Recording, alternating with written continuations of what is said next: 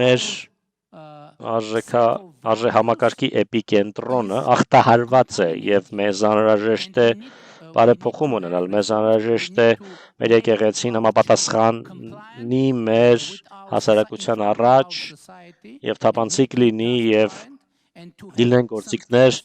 ստուգելու հոգևորականների, եկեղեցականների բարեվարկությունը եւ այլն ու կարծում եմ մեր օրակարգը ամբողջովին թափանցիկ է առանց ինչ-որ թաքնված կամ ծպտյալ օրակարգերի ոմանք ասում են թե կառավարությունն ու վարչապետը գործում են ընդդեմ հայաստանյան առաքելական եկեղեցու դա անհնար է գիտեք որովհետեւ ես հետևորդ եմ ես հավատացյալ եմ հայաստանյան առաքելական եկեղեցու ես Իսուս Քրիստոսի հավատացյալ եմ ես հետևորդ եմ Իսուս Քրիստոսի վերջերս ես հայտարարեցի որ Իսուս Քրիստոսը իմ սիրտն է